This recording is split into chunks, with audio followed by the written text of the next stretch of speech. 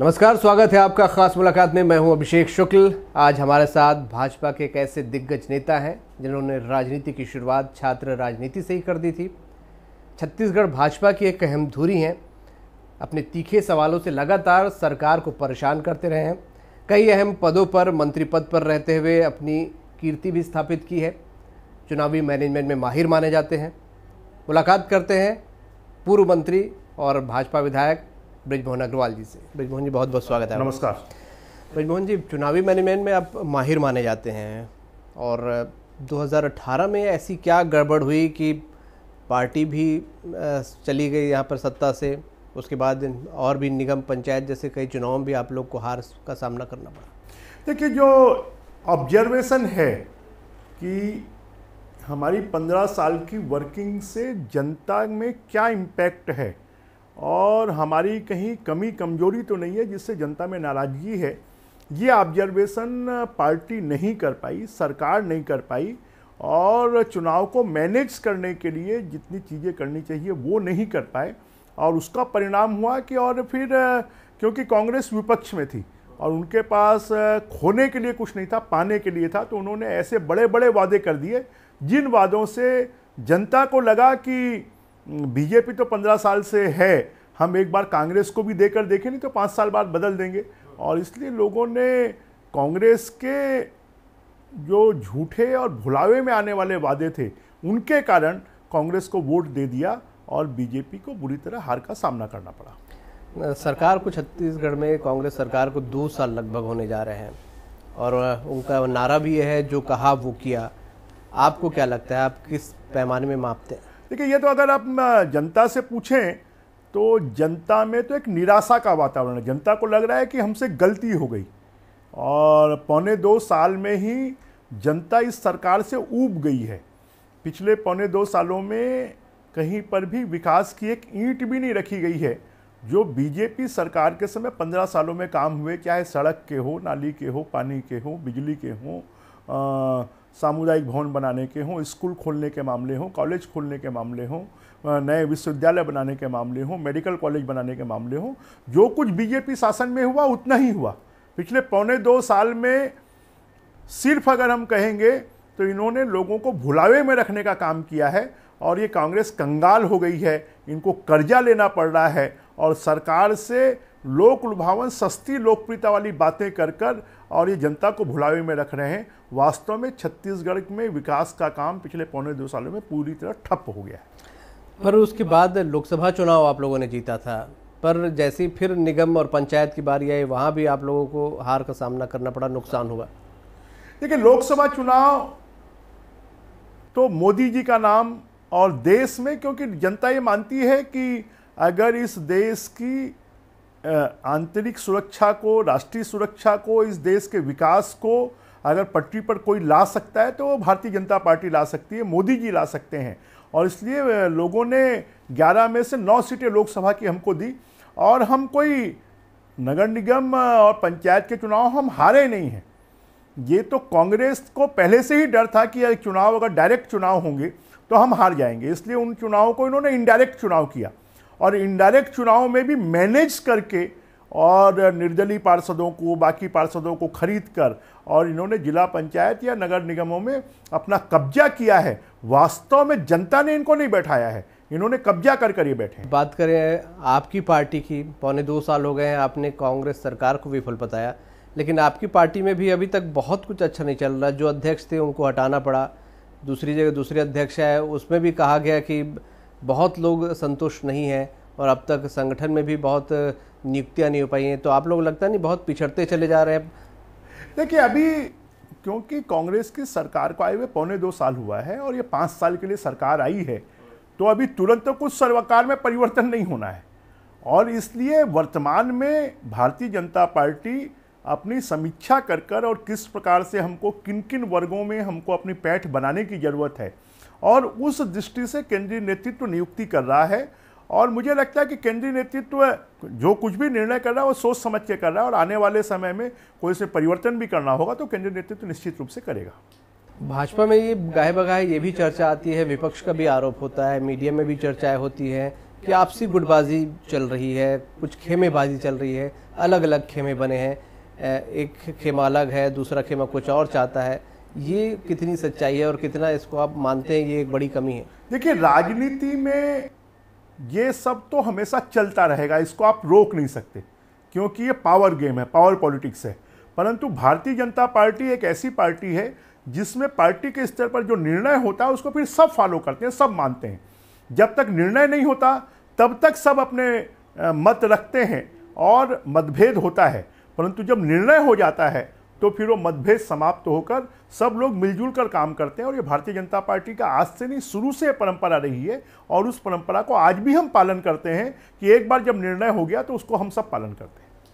एक शिकायत लोगों की रही है कि 15 साल जिस गुट की चली भाजपा में आज भी उसी की चल रही है और दूसरा खेमा नाराज है, इसीलिए कई बार शांत होकर बैठ जाता है। देखिए, कोई किसकी चली किसकी नहीं चली ये राजनीति में नहीं होता है।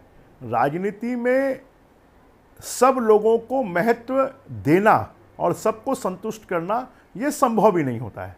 इसलिए राजनीति में मैं तो ये मानता हूँ कि समय से पहले और किस्मत से ज़्यादा किसी को कुछ नहीं मिलता, और इसलिए समय का इंतजार करना चाहिए और कर्म करते जाना चाहिए। समय आएगा और आपकी किस्मत में होगा तो आपको मिलने से कोई रोक नहीं पाएगा, और नहीं होगा तो आपको कोई दे नहीं पाएगा।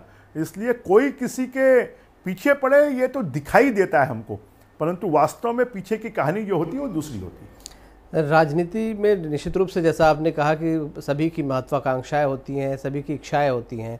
आप अपनी को कहाँ पाते हैं आने वाले समय में? छात्र राजनीति से आप लंबा समय राजनीति आपका रहा है और हर बार चुनाव में आपने बड़ी मार्जिन के साथ जीत दर्ज की है। क्या आपको लगता है आप जितने वरिष्ठ हैं या जो आपकी आकांक्षाएं थी वो पूरी हो पाई हैं या अभी वक्त आना बाकी? देखिए, किसी भी राजनीतिक दल में काम करने वाले व्यक्ति की सबसे बड़ी ताकत जनता होती है, और मैं अपने आप को सौभाग्यशाली मानता हूं कि रायपुर शहर की जनता ने 7 बार चुनाव जिताया है। आज 32 साल से लगातार मैं एमएलए हूं। मुझे 4 बार मंत्री रहने का, मध्य प्रदेश जैसे बड़े प्रदेश में भी पटवा जी के मंत्रिमंडल में रहने का अवसर मिला। 3 बार रमन सिंह जी के मंत्रिमंडल में रहने का अवसर मिला। तो ये एक मैं मानता हूं कि एक बहुत बड़ी उपलब्धि है कि जनता की सेवा करते करते लगभग, और जनता का आशीर्वाद और लोगों का प्यार और स्नेह इतना है कि 32 सालों से लगातार जनता जिता रही है और महत्वपूर्ण पदों पर काम करने का अवसर मिला है। और मैं मानता हूं कि अगर किस्मत में होगा तो और कोई भी पद मिलने की बात लोग करते हैं कि आपको ये मिलना चाहिए था, ये नहीं मिला, ये मिलना चाहिए था, ये नहीं मिला। मैं मानता हूं कि जैसा मैंने कहा, समय से पहले और किस्मत से ज़्यादा कुछ नहीं मिलता। जिस दिन वो भाग्य में होगा वो मिल जाएगा और उसको कोई रोक नहीं पाएगा। इसलिए मैं इसकी चिंता नहीं करता हूं। मेरा तो एक ही है कि हम काम करते रहें और काम करते हुए लोगों की सेवा करते रहें। कभी कोई ऐसा काम ना करें जिससे कि बदनामी झेलनी पड़े, इससे बचे रहें। यही, और लोगों के साथ में जो संबंध और व्यवहार है वो हमेशा बना रहे, इसकी मैं चिंता करता हूं। और मुझे लगता है कि ये मैं किस्मत वाला हूं कि लोगों से मुझे इतना प्यार और स्नेह और आशीर्वाद मिलता है। अब थोड़ा पीछे ले जाना चाहूँगा छात्र राजनीति की ओर। आपका राजनीति में एंटर कैसे आप हुए और क्या सोचा था आपने कि राजनीति में एक करियर के तौर पे, प्रोफेशन के तौर पर लेना है इसे?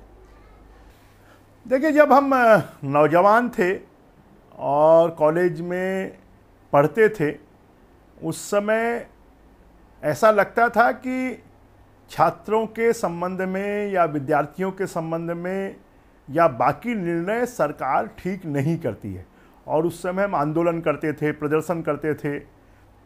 बाद में राष्ट्रवादी विचारधारा की विद्यार्थी परिषद से हम जुड़ गए, और विद्यार्थी परिषद से जुड़ने के बाद उन्होंने छात्र संघ के चुनाव वगैरह लड़वाए, और ये लड़ते लड़ते एक जनता में काम करते करते, छात्रों में काम करते करते भारतीय जनता पार्टी को ऐसा लगा कि हमारा उपयोग राजनीति में होना चाहिए। तो उसके बाद में भारतीय जनता पार्टी में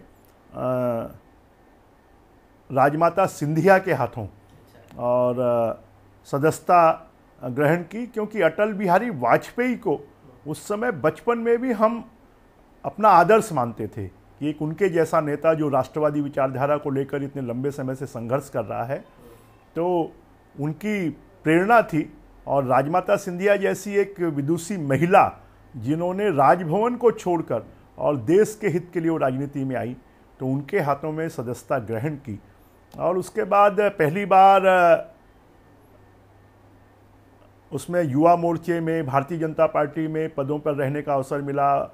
युवा मोर्चे के प्रदेश के मंत्री बने और उसी समय 89 में भारतीय जनता पार्टी ने टिकट दी और टिकट देने के बाद उस समय चुनाव जीत गए। बहुत कम वोटों से जीते पर चुनाव जीत गए। और जीतने के बाद में पटवा जी के मंत्रिमंडल में राज्य मंत्री बनने का अवसर मिला। और जब वो अवसर मिला और उस समय रायपुर शहर में आप ये जो मालवी रोड, जी रोड पर हाइड्रोजन लाइट्स या वेपर लाइट्स देखते हैं और बूढ़ा तालाब की जो बाउंड्री वॉल देखते हैं, वो पहली बार रायपुर के लोगों ने वो लाइटें पहली बार देखी।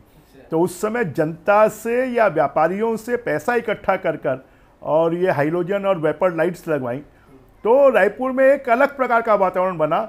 जो कभी स्टूडेंट पॉलिटिक्स से आए थे तो उस समय लोगों को लगता था क्या मालूम ये एक छोकरा लड़का है, क्या कर पाएगा। परंतु उस समय पटवा जी के मंत्रिमंडल में रहकर जो काम करने का मौका मिला, उसने पूरी इमेज को 90 डिग्री चेंज कर दिया।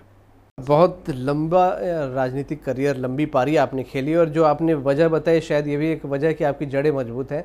राजमाता सिंधिया, अटल बिहारी वाजपेयी जैसे नेताओं से लेकर नरेंद्र मोदी और अब युवा नेता, लगातार आपकी एनर्जी बरकरार है। आज भी लोगों के बीच आप मोहन भैया के नाम से ही प्रसिद्ध हैं, लोग आपको बोलते हैं, पुकारते हैं। क्या एनर्जी का राज है? किस तरीके से अपनी राजनीति और अपनी सभी चीज़ों को आप मैनेज करके चलते हैं? कोई भी व्यक्ति राजनीति में या किसी भी फील्ड में तब तक सफल नहीं हो सकता जब तक कि उसको उसके परिवार का साथ नहीं हो। तो परिवार का साथ भरपूर मिला। उसके बाद में जो आसपास के लोग हैं उसमें भी ऐसे लोग आपके पास होना चाहिए कि जो आपको आपकी कमियां भी बता सकें और आपकी अच्छाइयां भी बता सके। तो मैंने कोशिश की कि जो लोग स्कूल के ज़माने से, कॉलेज के ज़माने से साथ में जुड़े हैं, वो आज भी जुड़े हुए हैं और वही लोग हमारी कमियों को बता सकते हैं, कमजोरियों को बता सकते हैं। और अभी भी मैं उनके साथ में हफ्ते 15 दिन, महीने में मिलता हूँ, बैठता हूँ, तो मुझे बहुत सारा फीडबैक मिलता है। और साथ में कार्यकर्ता, मेरा ये मानना है कि हमको हर किसी से मिलना चाहिए, चाहे वो छोटा हो, बड़ा हो, तो उससे हमको बहुत सारे फीडबैक मिलते हैं। और उस फीडबैक के आधार पर आप अपनी वर्किंग को ठीक करेंगे, उस फीडबैक के आधार पर आप अपनी गलतियों को सुधारेंगे, तो आपको आने वाले समय पर और ज़्यादा सफलता मिल सकती है। और मैंने ये माना है जीवन में कि संबंध बहुत बड़ी चीज़ है। पद और प्रतिष्ठा ये तो आज है, कल नहीं रहेगी, परंतु जो संबंध है वो जिंदगी भर के रहेंगे। संबंध की बात आपने की, संबंध निभाने की कला वाकई आपकी ज़बरदस्त है। आपकी अपनी पार्टी के साथ साथ विपक्षी दल भी और विपक्षी दल के लोग भी आपके मित्र हैं और भले ही आप विपक्ष में हैं लेकिन सम्मान और लोकप्रियता आपकी और सहजता अभी भी बरकरार है। ये किस तरीके से विपक्ष के लोगों को कैसे आप साधते हैं कि आज की राजनीति में खासकर जबकि एक दूसरे को लोग बहुत ज़्यादा सुचिता और नैतिकता चीज़ बची नहीं? ठीक है, हम लोगों ने मध्य प्रदेश में अपने नेताओं से इस बात को सीखा। उनका कहना है कि आप विधानसभा में तीखे प्रश्न करते हैं, आरोप लगाते हैं, प्रत्यारोप लगाते हैं, वो आपकी एक जिम्मेदारी है, आपका एक दायित्व है। उसके कारण आपके संबंध खराब नहीं होने चाहिए। और इसलिए हमने कभी भी कि अगर हम पद पर हैं, हम किसी का भला कर सकते हैं, किसी का काम कर सकते हैं, तो वो हमको करना चाहिए। उसमें फिर राजनीतिक बाधाएं नहीं आना चाहिए कि ये कांग्रेस का है, ये कम्युनिस्ट का है, ये जनता पार्टी का है, क्योंकि आपको एक दायित्व मिला है, एक जिम्मेदारी मिली है। और उस जिम्मेदारी को अगर आप ईमानदारी से निभाएंगे, और फिर राजनीति में कभी कोई स्थायी दुश्मन नहीं होता। राजनीति में जो जिस पार्टी का कार्यकर्ता होता है, जिस पार्टी की जिम्मेदारी होती है, उसको पद की जिम्मेदारी निभानी होती है। और इसलिए राजनीति में हमको किसी को अपना स्थायी दुश्मन नहीं मानना चाहिए। वो हमारे लिए प्रतिस्पर्धी हो सकता है, कॉम्पिटिटर हो सकता है, परंतु वो हमारा दुश्मन नहीं है। और इसलिए जब हम किसी को दुश्मन नहीं मानेंगे तो फिर हमारी सब लोगों से संबंध बने रहेंगे। मुझे याद है कि मध्य प्रदेश की विधानसभा में हम दिग्विजय सिंह जी के साथ में बहुत ज़्यादा तू मैं होती थी, इस्तीफे तक की धमकी होती थी, परंतु उसके बाद वो आके गले में हाथ डाल लेते थे। तो ये हमने सीखा है कि राजनीति में दुश्मनी नहीं होना चाहिए, प्रतिस्पर्धा होनी चाहिए, और राजनीति में अलग अलग राजनीतिक दल में रहते हुए भी संबंध कभी खराब नहीं होने चाहिए। और अगर आप में कोई दायित्व, कोई क्षमता है, आप किसी का भला कर सकते हैं, किसी का कोई काम कर सकते हैं, तो उसमें राजनीतिक बाधाएं नहीं आनी चाहिए, हमको वो काम करना चाहिए। राजनीतिक नैतिकता और राजनीति भी काफ़ी कुछ बदली है, स्तर भी आप जैसे बता रहे हैं कि काफ़ी बदल गया है। तब की राजनीति, राजनीतिक लोग, आज की राजनीति और नई जनरेशन जो राजनीति में आ रही है, काफ़ी अंतर है। क्या जो राजनीति में, मौजूदा राजनीति में हो रहा है, चाहे देश भर की बात करें, कैसा आपको लगता है कि राजनीतिक स्तर में जो गिरावट आ रही है, क्या फील करते हैं आप? क्योंकि आपने वो दौर भी देखा है और आज भी देख रहे हैं। देखिए, एक राजनीति में शुचिता होनी चाहिए, राजनीति में एक प्रतिबद्धता होनी चाहिए, राजनीति में कमिटमेंट होना चाहिए। परंतु आज की राजनीति में और नए जो नौजवान राजनीति में आ रहे हैं, उनमें ये दिखाई नहीं देता। उनको क्या लगता है, मुझे मोदी बनना है, मुझे अमित शाह बनना है, मुझे बृजमोहन बनना है, मुझे भूपेश बघेल बनना है, मुझे रमन सिंह बनना है। पर उसके पीछे उनके कितना संघर्ष है, कितना उनका त्याग है, कितनी उनकी परेशानियां उन्होंने झेली हैं, कितने साल की राजनीति है, ये कोई नहीं देखता है। सिर्फ वो देखते हैं कि अरे आज ये लाल बत्ती की गाड़ी में घूम रहे हैं, मुझे भी लाल बत्ती की गाड़ी में घूमना है। आज इनको बंगला मिला है, मुझे भी बंगला मिलना चाहिए। आज इनको इतना सम्मान मिलता है, मुझे भी सम्मान मिलना चाहिए। और उसकी प्राप्ति के लिए वो शॉर्टकट अपनाते हैं, और शॉर्टकट अपनाने में बहुत सारे गलत काम करते हैं, और उन गलत कामों में फंस जाते हैं। तो वो कहीं पहुंच तो नहीं पाते हैं, बल्कि जहां पर हैं उससे और पीछे हो जाते हैं।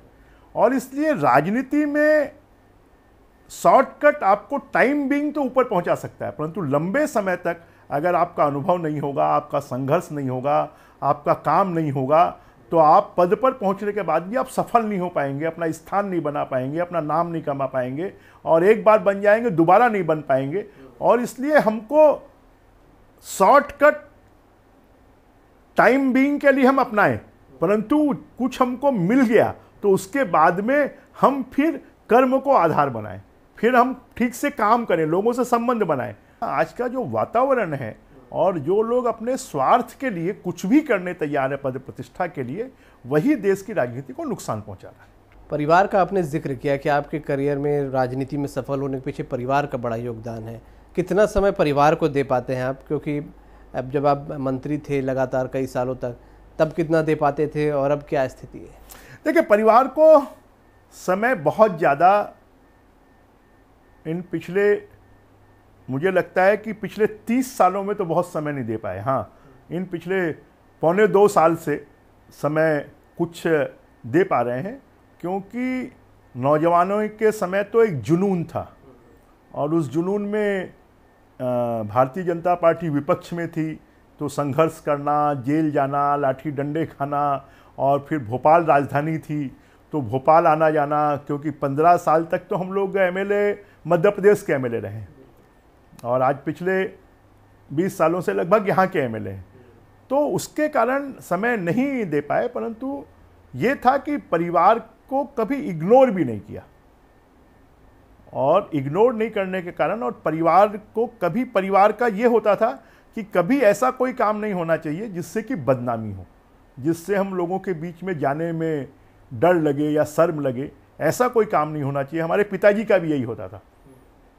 तो हम कॉलेज के ज़माने में और विपक्ष के ज़माने में बहुत जेल जाते थे, धरने प्रदर्शन करते थे, तो उस समय भी कि कोई गलत काम करके जेल नहीं गए, गए हैं तो संघर्ष करके गए। तो ये परिवार का जो सपोर्ट है वो एक बहुत बड़ा सपोर्ट होता है। परिवार के साथ साथ शौक क्या है आपके? क्या हॉबीज़ हैं? समय जब कम रहता था तब कैसे, क्या करा करते थे और अब क्या करते हैं? मेरा शौक, जंगल घूमना मेरा बहुत शौक है। तो मैं देश के जितने भी जंगल हैं, और एक समय में तो उस समय जंगलों में बैन नहीं होता था, सर्च लाइट लेकर जंगलों में घूमा हूँ। मैं छत्तीसगढ़ के तो लगभग कोई भी ऐसा जंगल नहीं है जो मैं नहीं घूमा हूँ। उसके अलावा मध्य प्रदेश के भी जितने जंगल हैं उनमें घूमा हूँ, और देश के भी जो अच्छे सेंचुरीज़ हैं वाइल्ड लाइफ की या फिर नेशनल पार्क हैं, वो मुझे शौक़ है। और छत्तीसगढ़ में भी लोग जानते हैं कि मैं अगर कहीं गरिया बन गया तो मैं सीता नदी में रुकना ज़्यादा पसंद करूँगा। मैं अगर सरगुजा गया तो मैन पार्ट में रुकना पसंद करूँगा। अगर मैं सरायपाली महासमुंद तरफ चला गया तो बारनवा पारा में रुकना पसंद करूँगा।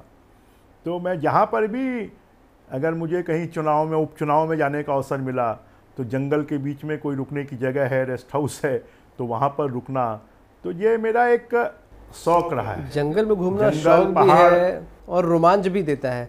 क्या कोई ऐसी घटना, किस्सा याद है आपको कि वहाँ आप गए हों और रोमांच से भर गए हों? अभी पिछले दिनों की बात है, मैं सरगुजा बलरामपुर ज़िले का प्रभारी मंत्री था। वहाँ पर वाड्रफ नगर के पास एक रेस्ट हाउस है जिसको नक्सलियों ने उड़ा दिया था, और वहाँ पर सब पुलिस ने कह दिया कि सर आप यहाँ नहीं रुकेंगे, ये सेफ़ नहीं है, यहाँ कमरे भी नहीं। मैंने कहा कि नहीं, मैं यहीं रुकूंगा, आप यहाँ व्यवस्था करिए। तो एक ये रोमांच, जैसे यहाँ नगरी के पास में सीता नदी के बीच में गेस्ट हाउस है, तो वहाँ फिर मैं गृह मंत्री रहा, तब जहाँ पर भी नक्सलवादी गतिविधियाँ होती थीं तो वहाँ हेलीकॉप्टर जाकर लेकर उतरना, जवानों से मिलना। 15 अगस्त को जगदलपुर गए तो वहाँ मारडूम के इलाके से बाई रोड जाना। तो एक ये प्रवृत्ति दुस्साहस करने की रही है कि अगर हम ये नहीं करेंगे तो दूसरे कैसे उसको करेंगे, दूसरों की हिम्मत हम कैसे बढ़ाएंगे। तो ये मेरा पहले से शौक़ भी रहा है। और मैं तो जंगलों में एक खरगोश भी नहीं दिखता फिर भी 4-4, 6-6 घंटा घूमता हूँ। उसमें सुकून मिलता है प्रकृति के साथ में, कि पहाड़ हैं, जंगल है। एक शौक़ आपका और जो सभी जानते हैं, पान खाने का शौक़। ये पान खाने का शौक़ कैसे लगा आपको और क्या अभी भी ये बरकरार है? कितने दिन भर में पान खा लेते हैं? नहीं, मैं तो पहले तो बहुत खाता था, अब तो पिछले 1 साल से कम हो गया है। मैं 20-20, 25-25 पान खा लेता था। और लोग जानते हैं मेरे पान भोपाल भी जाते थे। राठौर चौक में कस्तूर पान वाला है, उसके पान जब भोपाल लोग आते थे तो मेरे फ्रिज से पान बुलवा कर खाते थे कि यहाँ से छत्तीसगढ़ से एसी में पान जाता था और 2-3 दिन वो पान चलता था और फिर वापस आता था। तो ये छात्र राजनीति में ही, और जब राजनीति में काम करने लगे तो 18-18 घंटा, 20-20 घंटे, 24-24 घंटे लगातार कंटिन्यू बाई रोड यहाँ से अंबिकापुर जा रहे हैं, सरगुजा जा रहे हैं, बाई रोड भोपाल जा रहे हैं, बाई रोड जगदलपुर जा रहे हैं। तो ऐसे समय कुछ इस प्रकार की ख़राब आदतें लगी थी और हमारे नेता लगातार टोकते रहे कि इसको छोड़ो। परंतु अब जब अभी फुर्सत मिली है तो पिछले 1 साल से अब जो टोबैको है, पान पराग है, सुपारी है, इसको मैंने छोड़ दिया है। और सादा पान जिसमें लौंग, इलायची और कत्था चूना हो, ये पान मैं अब खाने लगा हूँ। और फिट आप अभी भी हैं? क्या इसके पीछे कुछ योग, एक्सरसाइज? मैं आज से 15 साल पहले रामदेव बाबा के शिविर में 7 दिन रहकर आया हूँ हरिद्वार, और वहाँ हमने योग सीखा था। 15-20 साल हो गया होगा। और उसके बाद थोड़ा बहुत करते थे, परंतु अब क्योंकि अब 60 के आसपास पहुँच रहे हैं तो थोड़ा बहुत दिक्कतें भी होती हैं। तो अब फिर से एक रूटीन शुरू हुई है कि वॉकिंग करना, योगा प्राणायाम करना। और मैं बहुत तेज़ चलता हूँ, क्योंकि जब मैं चलता हूँ तो बाकी सब लोगों को दौड़ना पड़ता है, और अधिकारियों को भी जब मेरे साथ मैं मंत्री के रूप में कहीं पे भी दौरे में जाऊँ तो सबको दौड़ना पड़ता है। मुझे 100 की पहाड़ पे चढ़ना है, 2, 4, 5, 10 किलोमीटर तो मैं चला जाऊँगा, मुझे कोई दिक्कत नहीं है। तो छत्तीसगढ़ के जितने पहाड़ पर देवी देवता हैं, जितने भी पर्यटन स्थल हैं, सब जगह मैं बहुत घूमा हूँ, बहुत गया हूँ। सियासत की ओर लौटते हैं। पार्टी विपक्ष में आ गई है 15 साल बाद। पार्टी को अब फिर से ट्रैक पर लाने के लिए, दौड़ाने के लिए क्या कुछ दिमाग में है? क्योंकि मैनेजमेंट की बात आती है तो लोग आपकी ओर बड़ी उम्मीदों से देखते हैं। निश्चित रूप से राजनीति में कब कौन सा मुद्दा आपको सत्ता तक पहुंचा दे, ये कहा नहीं जा सकता। अब तो बहुत लंबे समय आपको संघर्ष करना पड़ेगा। जनता को ये दिखना चाहिए कि आप जनता की समस्याओं को लेकर लड़ाई लड़ रहे हैं, आप काम कर रहे हैं, और जनता को ये विश्वास होना चाहिए कि ये आएंगे तो छत्तीसगढ़ का और आम आदमी की जो तकलीफ है उसको दूर करेंगे, तो फिर जनता आपको वापस अपना लेती है। बड़े मुखर होकर सरकार पर आप हमले करते हैं, बड़ी बौखलाहट भी कई बार आपके बयानों से आ जाती है। क्या ये धार बरकरार रहेगी और बढ़ेगी? ये आगे आगे देखिए होता है क्या, ये धार धीरे धीरे और बढ़ेगी, क्योंकि सरकार को बने हुए 1.25 साल हुआ है। तो 1 साल तो हम सरकार को देखना चाहते थे कि वो अपने आप को स्थायित्व में लाएं, काम करें, और दूसरे साल हम उनके काम देखना चाहते थे। और जैसे जैसे सरकार के कामों से निराशा हो रही है, वैसे वैसे आक्रामकता बढ़ती जा रही है। और मुझे लगता है कि जो सरकार की बोलते हैं ना कि पूत के पांव पालने में ही दिख जाते हैं, तो ये सरकार पालने में ही दिख रही है कि इनकी ना कोई नीति है, ना कोई नीयत है, ना कोई योजना है, ना कोई कार्यक्रम है, ना कोई काम है। ये एक असफल सरकार है। ये एक हम कहेंगे कि नकारा सरकार है, जो प्रदेश की जनता को छल कर सत्ता में आई है, परंतु आने वाले समय पे अब जनता उनको सबक सिखाएगी। बिल्कुल बृजमोहन जी, बहुत शुक्रिया हमसे बात करने के लिए। धन्यवाद अभिषेक जी, बहुत बहुत धन्यवाद। बहुत खुलकर बृजमोहन अग्रवाल जी ने हमसे बात की और तमाम पहलुओं पर बात की, ना सिर्फ सियासी जो महत्वाकांक्षाएं होती हैं, जो नैतिकता होती है, शुचिता होती है, जो सरकार की बात करें हम, सरकार पर एक विपक्ष का क्या धर्म होता है, किस तरीके से एक राजनेता को सफल होना होता है, किस तरीके से एक सफलता पाई जाती है, क्या उसके पीछे कारण होते हैं, तमाम पहलुओं पर हमने बात की। उम्मीद है ये मुलाकात आपको पसंद आएगी। तो ख़ास मुलाकात में आज इतना ही। अगली बार मुलाकात फिर किसी शख्सियत से, तब तक दीजिए इजाज़त। नमस्कार।